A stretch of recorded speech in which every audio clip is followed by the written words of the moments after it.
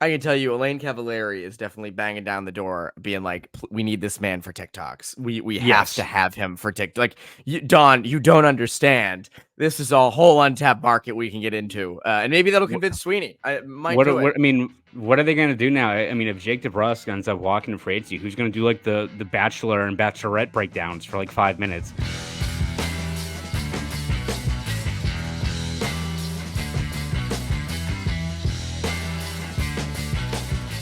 And welcome into the Bruins Beat, presented by Prize Picks. Go use that promo code CLNS to get up to $100 matched on that first deposit. And we're presented by GameTime. Use that promo code CLNS to get $20 off your first purchase. Terms apply. I'm Evan Marinofsky. That's Conor Ryan. Connor, what is up? Evan, I'm doing well. How you doing? Doing great. Doing great. You know why I'm doing so great, Connor? You know Why is why that, I'm Evan? doing so Why great? People why think, oh, it's why is people that? probably people probably think, oh, Evan, it's because the Celtics are winning. And that's part of it. But the biggest thing is that you were at game 2, correct? Yes. And they won game 2. And they seem to be in pretty good command of this series. Feels a lot like Rockies Red Sox in 2007, where one team is just drastically better than the other. But your championship curse might be floating away. I mean, Might we'll see, be right? Like, dissipating. if the Celtics, like, sweep the Mavericks, which at this point, I'm not saying it's a foregone conclusion, but, like, Celtics, like, haven't played, like, particularly dominant basketball yet, but they've handled Dallas, pretty handedly so far. So if they get swept in 4 and they win on the road, does that exempt me from the curse? Or do they have to, like, clinch at home while I'm in the building? Were you at game 1? I was not at game 1. I was in Austin, Texas for my bachelor Ooh. party, so Ooh. Oh, how was that? I'm here. I made it back. Everyone in the whole party that was there, everyone made it back in one piece. Uh, yeah, we're good. We're good. I got back. I was like Doug Mirabelli showing up at the Red Sox game in '06. I got like a police escort from Logan Airport to the Garden in time for tip off for game 2. But it was good. A lot of golf, a lot of Gatorade, not because of ingesting any alcoholic drinks or any following day turmoil there. A lot of heat exhaustion. I think a lot of us Yeah. realize we're getting a little bit up there in age. You can't do 18 holes in 98-degree heat and then go out and have drinks afterwards and then be nice and spry for the evening. No, it's a lot of vegging out, a lot of Gatorade, a lot of chillaxing, being like, oh, this isn't college anymore. Which, you know what, No. we all need that come to Jesus moment, right? So it was a fun weekend, a weekend also that I think reality set home, at least for me especially. I'm not what I was. I'm in the final years of my prime. I'm not signing that 8-year contract anymore, Evan. You're in the twilight. You're a veteran Exactly. edition at this point. If my friends and I go to the bars, you're a veteran edition. Was that Friday, Saturday, Sunday? Yes. Wow. That's fun. And probably great food too down there. I mean, barbecue Unbelievable. and And, my tummy was in turmoil a little bit. I think maybe because of the your dehydration and fucking the heat tummy. Your fucking exhaustion. tummy. That's Yes. exactly it. Your fucking tummy hurt. Yes, exactly. So, I will say that I wasn't able to fully enjoy all the great breakfast tacos, all the brisket. I enjoyed some of it, but it wasn't like prime, like I'm gonna clear 48 plates of this stuff. There's only so much I could do. The Osmosis Jones inside of me was in hell this weekend, but Ooh, we yeah, we I trucked can through it. imagine. We trucked through it, Evan. Yeah, you do what it takes. But that sounds fun. Austin's a good bachelor party spot. I Great think spot. Good someday golf. from I've talked about this with my friends. It's always a fun like bar topic of like what will be your bachelor party. And like I don't really want like Nashville, like the whole Mhm. like, oh, we're going to Nashville, we're getting slammed or Vegas, we're going, we're gonna recreate the hangover. I don't really like that's not my thing. I think I would do like either a weekend on the Cape or Maine if it's the Yeah. summer. And it would be golf. It'd be a lot of golf and good bars and restaurants nearby, but you get an Airbnb with everybody and you do that. Yeah. Or you could do, and I've mentioned this as well. If it's during the winter, you do. I think Marina Mahar did this for her bachelorette party. She did like it was right before COVID. I don't know how I remember this. Did Florida and Tampa? I think she did those two Bruins away games. Like I think Ooh, planning that's a a good one. bachelor or bachelorette party around a sporting event is really cool. Like Mhm. Pats game, Celtics, Or Red like Sox a nice series. concert. Imagine like, Imagine if like Creed was in concert down in Austin. We all just went front row. The tickets can't be. I bet if I paid $50, I could probably sing on stage with Scott Stapp. I was gonna say That'd at be this point, unbelievable. Creed at Red Rocks. Imagine that. I mean, that's Good that's lord. iconic. I think Red Rocks would be the place I'd want to go see Yeah, the concert at. But fantastic spot. great spot. But yeah, I mean, I think like you know, like with the Bruins, I think a good bachelor or bachelorette party would be probably either the Western, I'd say West Coast, like maybe Arizona. Like if they do Arizona, Vegas, and like Seattle, or even just Arizona and Vegas is a great trip. Like Yep. Scottsdale, and then you get the Strip. Maybe the California trip, LA and Anaheim. Can't think of any other like. I mean, A lot Florida, of good options. obviously. Yeah, Uh, there's no shortage of yeah, good options. yeah, but so yeah, I think that'd be mine. But Austin's great. Austin's I've never been. I want to go. It's a fun city. So have to get down there. Just please hydrate. Yeah, thank God you're in one piece. Yeah, I didn't exactly. realize it was your bachelor party this weekend. Yeah, at least I got Um, the sunscreen, so I wasn't totally like I was looking maybe like this a few days ago. So I'm glad it's kind of tanned a little bit more now. So we're good. We're all good. Sarah's like, We're what? here. Sarah's like, what happened to you? Like Yeah, you look exactly. like a lobster. I look like a heat miser a few days ago. So we're good. We're here. We're in one piece. Happy to talk Bruins with you, Evan. We are in one piece. This is true. So Saturday morning, I was talking with Haggs for the Pucks with Haggs podcast. And my favorite thing is when, and he didn't do it this time, thankfully, but I'll be like, oh, I'm available Saturday morning. And he's like, oh, good. How's like 8? I'm like, nah, nah, nah, nah, nah, nah, nah, no. Nope, not 8 in the morning. Like, that's not happening. But he did say 10 this time, which is like prime time. Like, that's what you want. So I was like, I can do that. But he wrote a column about Trevor Zegras. So Pierre LeBrun in the Athletic wrote that the Ducks are listening on Trevor Zegras, and that's been a guy that's been, I feel like, on the trading block for the last year. I know he had a tough time with his RFA negotiations. His production was down this past year. Um, you know, he's only 23. So we have to remember that. Again, this is still a very young player, still a lot of maturing to go, highly skilled. Not known for the gritty part of the game, not known for the hard-nosed part of the game. And there's a feeling that Anaheim might be looking to phase him out or build without him. And again, he's on a cap hit of $5.75 million for the next 2 years. And the question is, should the Bruins kick the tires on Trevor Zegras as a potential number one center? And Haggs was adamantly against it. No, no, no, no. And I agree with him for the most part. Now, would I be open to him as if the price is right in terms of a trade as a second line left wing? Like he's not replacing DeBrusk's two-way game or anything like that, but could you coach him into being a little bit better in that and put up more points? Maybe. I mean, again, I think there's better options in free agency if you're looking for that. You already have Zaka and Coyle as your number 2 centers. Again, a lot of people are like, oh, Zegras doesn't fit the Bruins style. That's true now. Could you coach him into that? I don't know. But as a number 1 center, no, I am not. I think you have better options than Trevor Zegras. What about you? Yeah, I mean, yeah, I think if you're acquiring him with the hope that he becomes the 1C, like maybe down the road he does. I think he's just a guy that right now you can pencil him in as a intriguing top 6 player, right? Like the skill is there, obviously. He has a lot of work to do in terms of the other parts of his game, which again, what do you say? He's 23? Is he already I believe 20? he's Yeah, 23. He's 23. I just looked up, turns 24 in March. So still has a long way to go in terms of his development. Was, obviously injured last year. Numbers weren't all that great. Think there's, maybe some maturity issues. I know I think rubbed a lot of players across the league the wrong way. I know Trent Frederick does not like Trevor Zegras. Remember he Oh, scored that goal and like said something to Frederick and was yes. not happy about it. So, Ooh.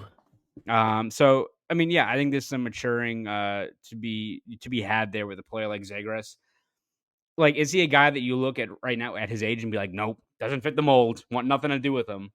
I wouldn't say that. I think it all comes down to like the price is probably the most important thing. Like, what exactly is he? I think he's a top 6 guy. Yeah, he's not. I think the answer is a 1C, but a guy that's 23 has an obvious, high end skill set, has a lot of room to grow, could probably benefit from being in a new system. A team like the Bruins, and again, like there's guys that we talked about before, right? Where it's like we don't want them in the room. Like Pierre-Luc Dubois, who's left a trail of destruction everywhere he's gone.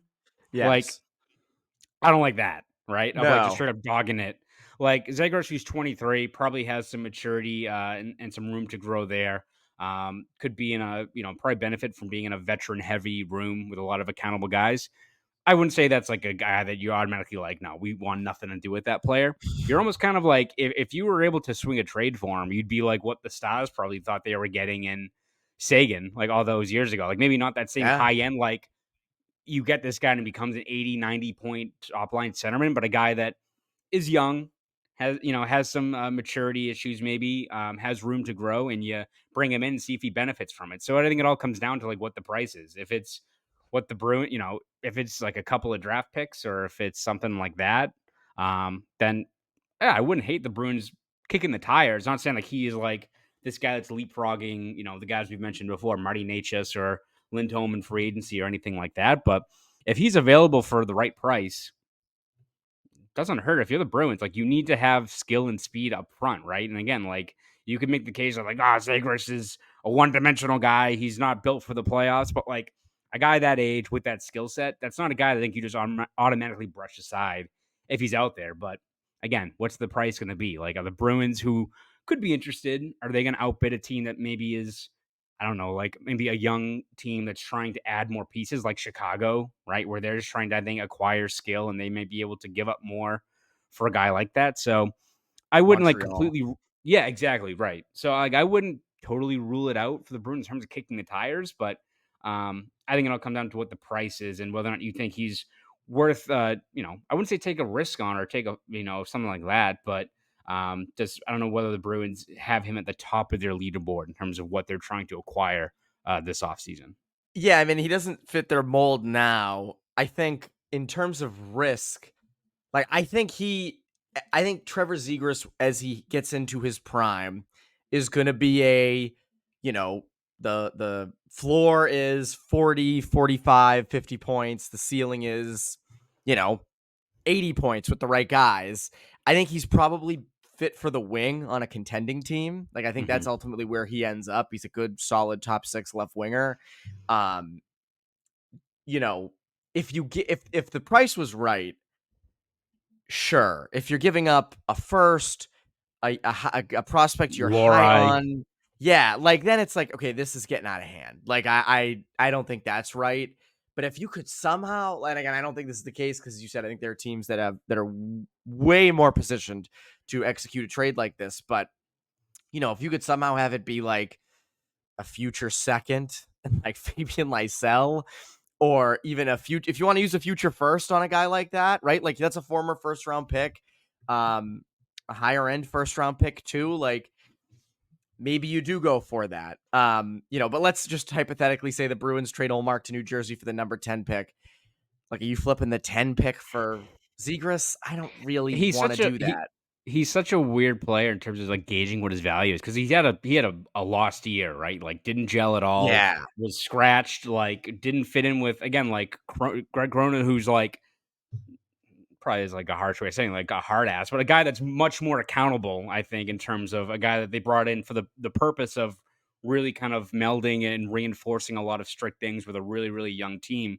And seems like he kind of butted heads with Zegras, which isn't that great. But you also look at like what the skill is, right? He's a guy that has already 2 60-point seasons, has a lot of skill, like still is a hot commodity across the league in terms of dude was on a friggin' NHL video game cover, right? Like he's still Yeah. a pretty marketable guy. So like what exactly is his value? Because again, you look at a guy who's 22, 23 with a couple of 60-point seasons. Like, all right, maybe you think you get this guy and he's a Clayton Keller or this high end skilled, top 6 guy who all of a sudden you add to your Another grouping BU or guy. exactly. Right. So like that's the thing. Is he that kind of player where hell, maybe he does become an 80-point guy, or is he just this kind of a one-dimensional empty calorie kind of forward that can complement your team, right? Like he could, as you said, maybe he's a 40-point guy, but is he worth the headaches or the, being this player that should be much better than he is, right? Like he could be a 80-point guy, but is he maybe more of what he's been like you saw last year? And that's why I think it's so weird to gauge like what he should be worth and also what Anaheim is viewing his return as, right? Like, this is a guy that was arguably like a top 10 star of the league a year ago, whether that was valid or not. But what exactly is his value across the league if Anaheim's really trying to put him on the market now? I can tell you, Elaine Cavalieri is definitely banging down the door, being like, "We need this man for TikToks. We have to Yes. have him for TikTok." Like, Don, you don't understand. This is a whole untapped market we can get into, and maybe that'll convince Sweeney. I might do it. What are they going to do now? I mean, if Jake DeBrusk ends up walking to free agency, who's going to do like the Bachelor and Bachelorette breakdowns for like 5 minutes? I'd just like scroll on TikTok and I would see like Jake DeBrusk being like, "What's up, guys?" with a whiteboard, and I'd look and I'd see like the video is like 6 minutes long. I'm like, no, I appreciate like what this is, but I have no idea what's about to happen. So I'll give it a like though. Hey, I'll support the Bruins social media channels, but oh yeah, but I agree with you. I'd see that and be like, I'm not really watching, but for people who are, like, I bet I would be it so seemed into very this in if I depth. So was. they seem to know their stuff. Yeah, good for them. Good for him. But yeah, Zegras would fit in that category. I think the thing with and again, we could easily be old takes exposed on this in the sense that Oh like yeah, he could in the next 5 years blossom and be like, 40 goal man, guy. those idiots were like didn't want him. I just think based off what we've seen so far, I don't think he meshes with being a true number one center for the Bruins. And some might say we're archaic for that. Some might be like, hey, the Bruins do need some more skill. They need a guy who has a higher end offensive ceiling. And I don't think you're totally wrong in thinking that. Yeah. I just think there are better options out there we don't have to give up pieces for. It's like yeah, is he like a guy that's like built for the playoffs? You look at him like, oh, I guess not, but like I don't know. Would you take Philip Forsberg, a left wing that scores 40 goals? I know, right? That's the thing. That's the thing. Like, what if that is Zegras? But again, is he that? Is he that, or is he Philip Forsberg, or is he Andre Kasha? That's valid. Andre Kosh been catching a lot of strays lately from you. I know, and like you know what, I'm very glad he's back playing and he's playing at a high level. But again, it's one of those guys that even if he like stayed healthy, it's unfortunate he wasn't able to with the Bruins, but was a 20 goal complementary piece that could add a little bit more to your team, right? And if that's what Zegras is, then it's not worth giving up a first round pick or a Lori or someone else like that. That's what he ends up. If that's kind of his eventual projection in the NHL. Talking about Zegras. Yeah, no, I agree.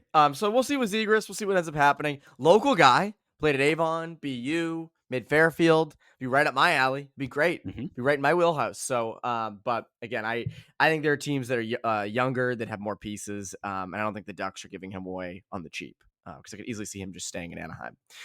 Anyways, I want to get into more contract stuff. It's like one of my roommates is an accountant. I should have him in here talking about all this contract stuff. But first, quick word from our friends. Can you bring up a new CapFriendly? Can you Oh build my one for god. us?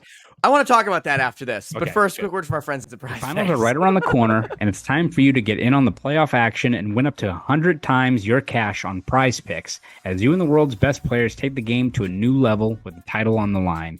With Prize Picks, you can turn $10 into $1,000 in a single game watching your favorite sports this summer. With Prize Picks, you could turn $10 into $1,000 in a single game watching your favorite sports this summer. You can make a Prize Picks lineup in as little as 60 seconds.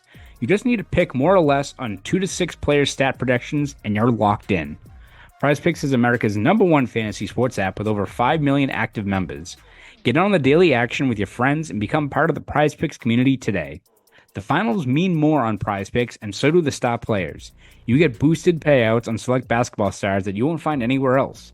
Quick withdrawals, easy gameplay, and a huge selection of players and stat types are what makes Prize Picks the #1 daily fantasy sports app. And with the Celtics season still in full swing, there's plenty of opportunity to participate in Prize Picks. This week on Prize Picks, I'm selecting Jaylen Brown for more than 25 points and Derek White for more than 7 assists. So download the Prize Picks app today and use code CLNS for a first deposit match of up to $100. Again, use code CLNS for a first deposit match of up to $100. Prize Picks. Pick more, pick less. It's that easy. Now, let's get back to the show. Yeah, the cap friendly thing. I want to get to Jeremy Swayman, what his contract's going to end up being in a second. But this cap friendly thing is wild. So the Capitals are buying. So it'll be like, what is it going to be now? Like caps friendly? I mean, they're probably just gonna rip it off the internet, right? I feel like they're just gonna have the resources of it without making it. I mean, you look at how many videos are there where you see like, GMs with like a laptop open and they have cap friendly up. Like it's happened multiple times. So like, I think teams use it. It's a great resource. We all use it. Yeah, So we I mean, do. it could be part of the competitive advantage of like, all right, you like this thing? Boop, it's ours now. We're gonna use I it, guess but that is it. But other sites have popped up. I mean, there's right. I mean, Puckpedia. I'm sure you're gonna have other people step up now. It's just I could see why the Capitals are doing in terms of taking a pretty useful resource off the mainstream. So alas, Wow. Just more, the folks in Washington stealing from us regular folk all the time. Government again, strikes again. Wow, though, I was shocked. That was so random and out of left field.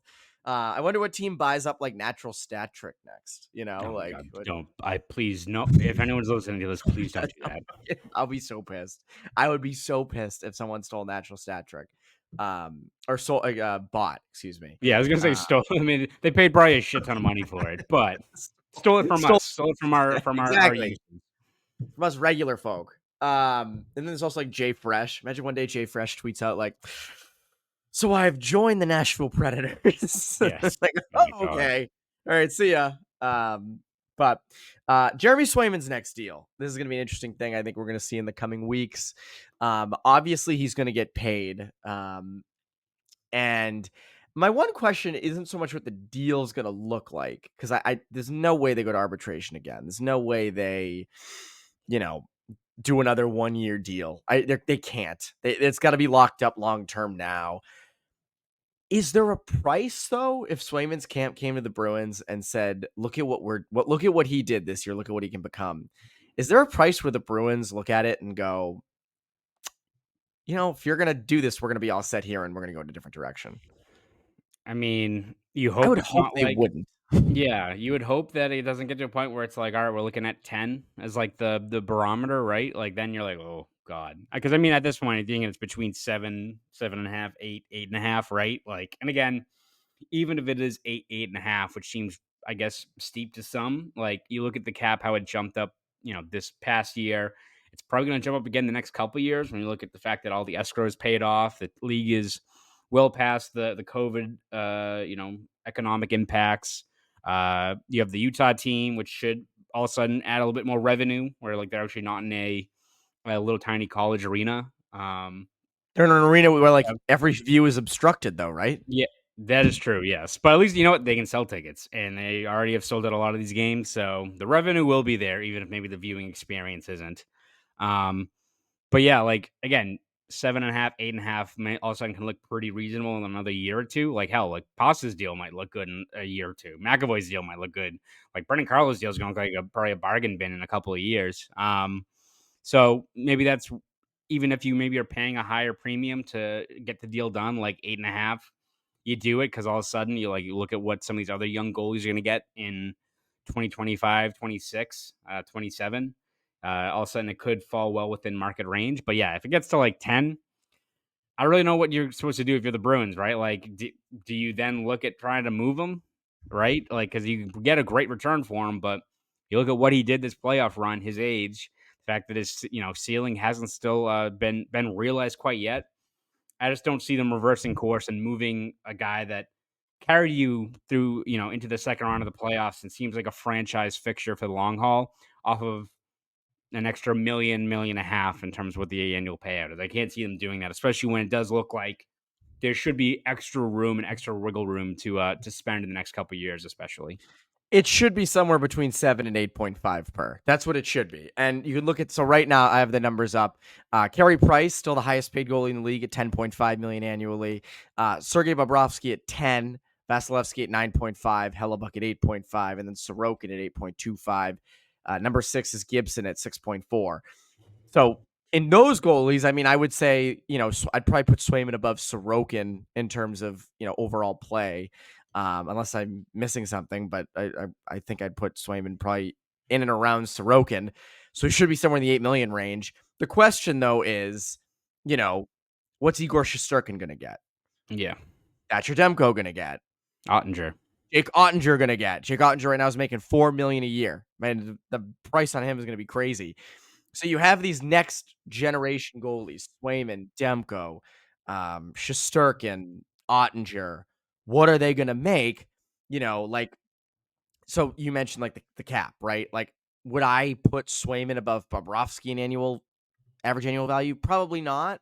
Vasilevsky, no, I wouldn't put him above that. Or Hellebuck, I wouldn't put him above 8.5. But if the cap continues to jump, Swayman's camp is going to have a valid argument of like, no, wait a minute, the cap's jumping up. These, Bobrovsky making 10, like Shesterkin should clear 10, I think, with the Rangers.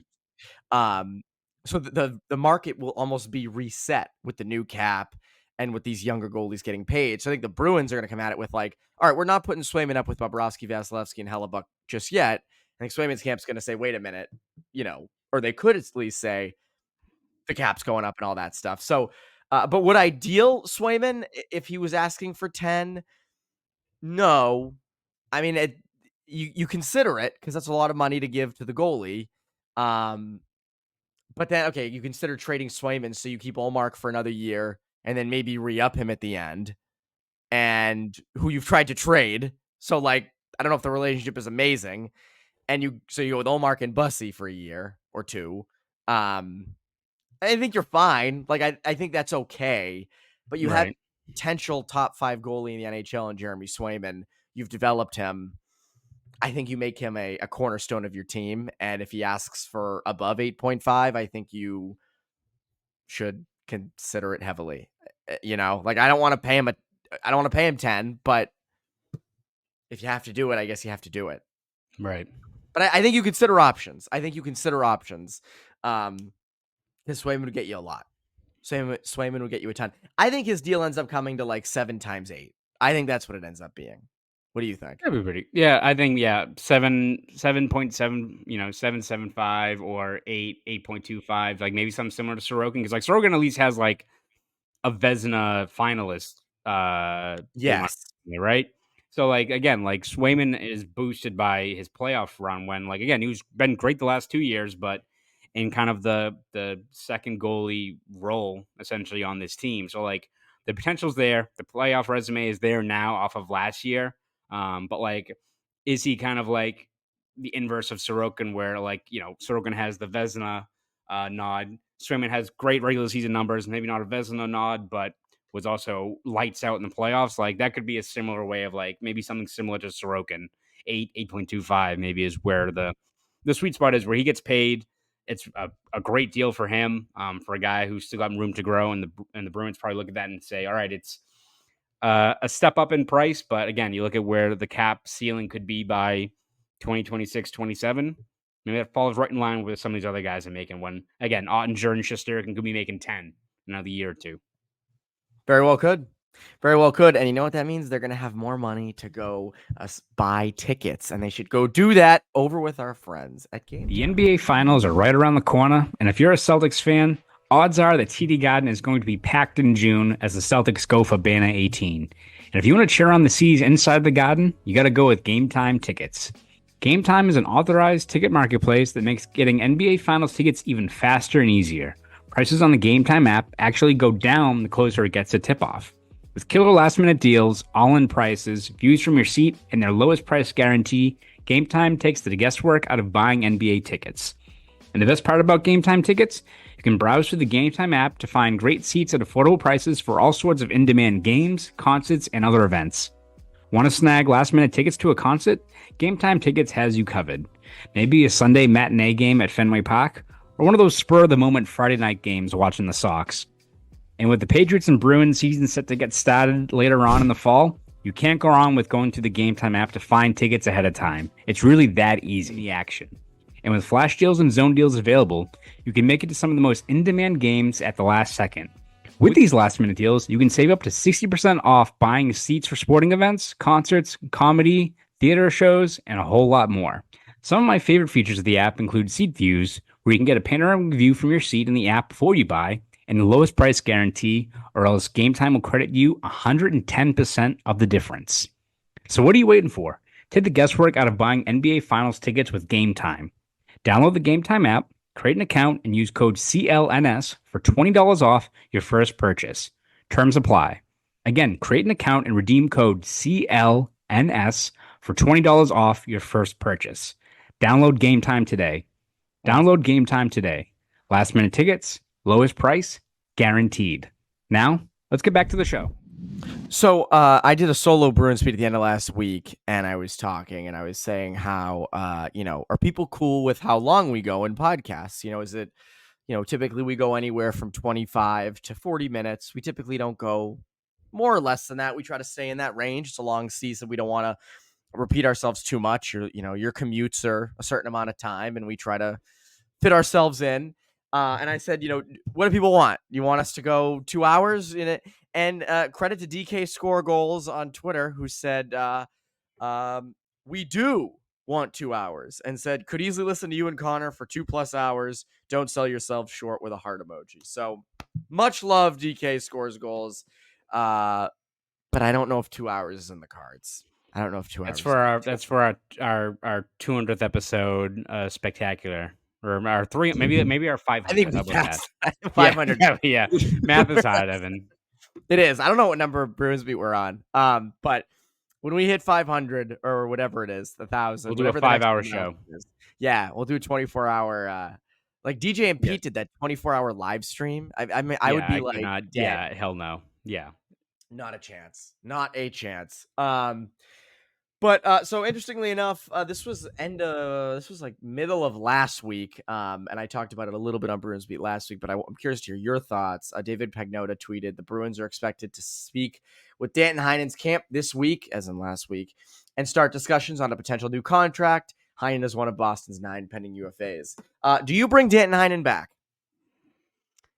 it depends on what the price is, right? Because again, I like Dan Heinen as a player. He was fantastic for this team, but like, are you allocating 2.75, $3 million a year to the guy, or 2.5? Because again, like, I think he's a great player. He brings so much value in terms of the fact that he can be a great bottom six player, but can bump up when needed. But I look at where the Bruins should make other moves this offseason, whether it's a guy like Elias Lindholm or what have you, where I look at like the ideal situation for the Bruins. It's like your third line, if you can have it be that Frederick, Coyle, Geeky third line, and then your fourth line is, Beecher, Brazeau, and then, the Lauco, the Maroon, the, maybe another pickup like in free agency, like Brendan Duhaime or someone like that, or even like a guy that's, Trevor Kuntar or some other player that makes a leap during training camp. Riley Durant, someone like that. I think that bottom six is pretty good if you get those other pieces that push those players down the lineup. McLaughlin, right? Yeah. So like, there's no shortage of options there. Where I just think you look at what Dan Heinen should get on the market, like after the year he had. I just wonder if the Bruins look at that and say, like, all right, we'd love to have Heinen back, but when we look at how we have to allocate the money that we have, where he best fits in. Last year, we took it, we made, the most of a situation with how limited our money is, and added a guy like Heinen, who, didn't have any offers in free agency, made the most of the opportunity the Bruins gave him, and that's great. But I feel like he shouldn't come back. As much as Bruins want him back, I also don't want Heinen to take another $1 million deal when he plays at a higher level than that. So I think the Bruins would love to have him back. We're pro Yes, getting the exactly. back. I think the Bruins would love to have him back. But I just think when you look at what his raise should be, I just can't see it being here, as long as that's what the Bruins are hoping for in terms of that bottom six configuration that I kind of mapped out. I get the idea that he fits in anywhere in the lineup. You can put him in the top 6 and he fits in temporarily. You have enough bottom 6 guys. And as you said, Heinen should be getting a sizable raise. Bruins should be allocating money in different directions, given the amount of solid bottom 6 options they have. Frederick, Geeky, Brazeau, Lauco, Beecher. You want to throw Coyle in there if he ends up getting bumped down. Like, you have options there.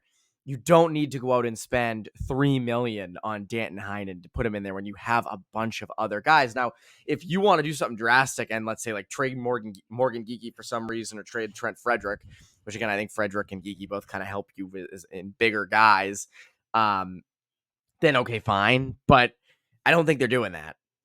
So I think, you let Heinen walk, and good for him. Like, hell of a year. He fit great here. Go get your money, dude. But like, I just don't think there's that spot here for him, in terms of what he's going to make. And I think there are going to be teams out there that want a good, solid third line left winger, that need it. You don't really need it. You've got it. So yeah, Danton Heinen, hell of a year. We'll never forget the year that it was. But and he was robbed of the Sixth Man award. Fred Yes, didn't he win it this absolutely year? was. Ah, Who won it? Frederick, right? I Frederick? believe so. Yes. That's right. So Heinen was robbed. Heinen's like the Italians. What was it in The Sopranos with what did Tony say? He was robbed. Antonio Meucci. He was robbed of. Oh, he was. Was it He invented the telephone. the telephone? It was. I almost said the light Yes. bulb, but it was the telephone. I've got to watch Sopranos. Diver made a mention on a recent podcast of The Godfather, which I have not seen, and people were commenting on the YouTube comments, being like, "Evan's clearly never seen The Godfather," because Diver made a mention to it, and I just kind of. Oh, as well. Was it about like the tomato patch or? Yeah, it was the wine. It was sipping Yeah. wine or something. And Yeah. I almost said like I've never seen it, but then I didn't want to interrupt him, so I was like, I'll just Of keep course. going. But yeah, no, I'm not as You had like the cultured you as, had, you had the meme. You like the meme of Mike Wazowski where he's just staring there, like having no reaction. like, yeah, this seems funny. I totally get that. Exactly. Or when someone when you're in a really loud place and you can't hear what someone said, but you already Like, asked yeah, them to man. repeat themselves. So I'm like, yeah, of course. Mhm. Duh. Yeah, totally agree. But yeah, Danton Heinen's days are probably best spent elsewhere.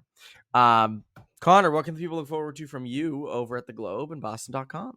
Yeah, we'll have you covered every step of the way this offseason, whether it's free agent projections, trade rumors, roster outlook, development camp, all that stuff, which is actually coming up pretty soon. Thank It goodness. is. More tangible stuff to talk about. So you can read all about it over at Boston.com and the Boston Globe. And if you want to follow me on Twitter, you can at Conor Ryan _93. Go do all that. That's Conor Ryan. I'm Evan Marinofsky, presented by Prize Picks and Game Time. You Bruins Beat listeners, have a great rest of your week.